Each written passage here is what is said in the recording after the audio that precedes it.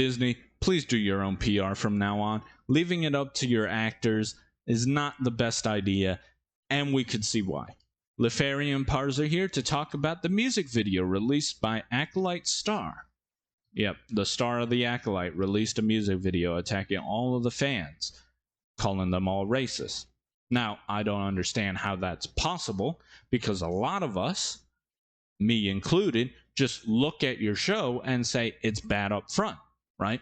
Internal logical consistencies inside the Acolyte does not exist, okay? Time, space-time, and how to travel, how long it takes to travel, does not exist.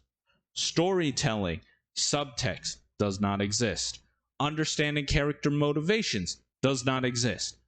There is barely anything in the Acolyte that is praiseworthy. And I think the only thing that is that Squid Games guy can show emotion. Everything else, wooden, stale, doesn't make sense. And that's just internal to the Acolyte. This is not talking about the problems it makes in the entire Star Wars canon.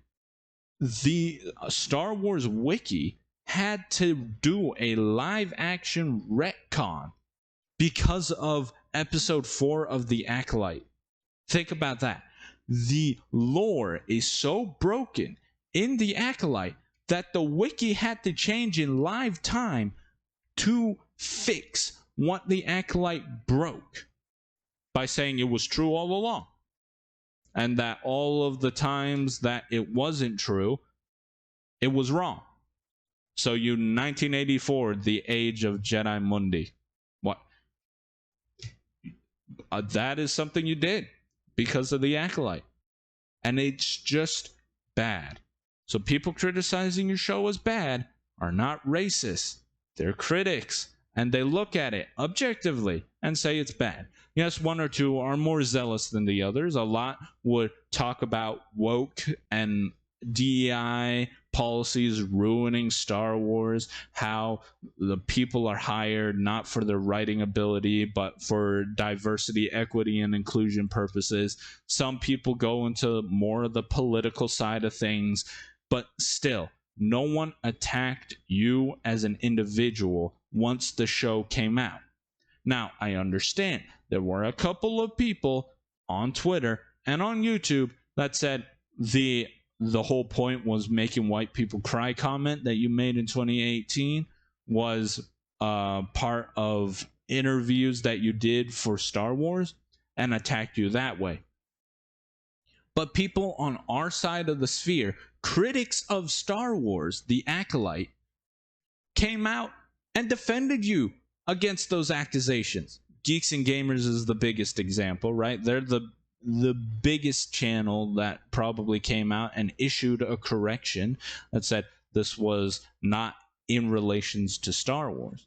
But now that you made this music video, that video becomes tangentially connected to Star Wars. So in your attempt to say that people lied about the interview that you did and saying those words, you tying it to your Star Wars fans are racist hit piece made that video a part of the Star Wars conversation. I don't know how somebody could shoot themselves in the foot so hard like this person has done. And I am not going to play the video because it is cringe and I don't want to watch 3 minutes of person dancing and inaudible noise, because maybe it's just my headphones, maybe it's my ears, but I just couldn't understand half of the stuff. Maybe I should have put it on like 0.5 speed and then I could have heard like what she was saying, but I had to read the subtitles and that wasn't a very fun experience. So I'm not going to make that sort of experience for anybody to watching this video to experience themselves. If you want to watch the video, it's on Twitter, it's on her Instagram, I think, and you could just watch other people react to the cringe that is that video. And it is just such a futile attempt. If you don't have the emotional intelligence quotient to separate yourself as a person from the character you're playing in the show, don't do PR. Don't release any statements about it. Keep it to yourself, because you're not making the production look any better. Okay? Just a word of advice. Don't attack the fans. The people that give you the time of day to watch your show, even though they don't like your show, do not deserve to be smeared in such a way. Now, you also watered down the term racist, which is kind of funny because you're helping the racist by doing so. And I guess you don't understand that.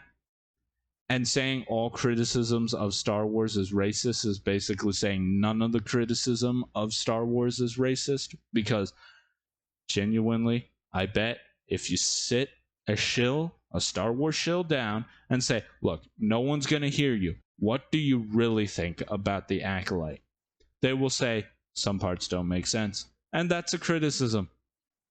Are they racist? I don't think so. Anyways, please get a press relations team, Disney, and if you have something in your contract that states, don't make us look bad, maybe utilize that part of the contract against people that you know would come out and make you look bad. Because this made you look bad, Disney.